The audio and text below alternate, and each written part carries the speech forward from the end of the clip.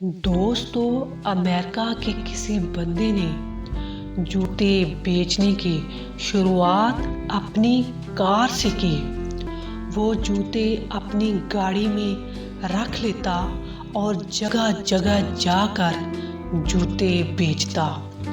एक ही साल में उस बंदे ने 5 लाख के जूते बेच दिए। 2 साल गाड़ी में जूते बेचने के बाद उसने गराज से निकलकर शहर के सेंटर में अपना खुद का स्टोर बनाया और फिर उस आदमी ने पीछे मुड़कर नहीं देखा। वो जूता अब एक ब्रांड बन चुका था। 1984 में उस आदमी ने अपने जूते की प्रमोशन माइकल जॉर्डन से करवाई।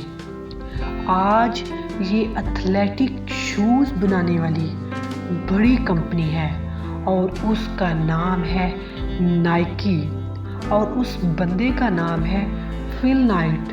आज उस बंदे की टोटल वर्थ $48 बिलियन से भी ज़्यादा है। दोस्तों, फिल नाइट की कहानी हमें ये बताती है कि आपकी शुरुआत भले जैसी भी हो, लेकिन आपको खुद पर यकीन है तो आप अपना एंड ज़रूर शानदार बना सकते हो।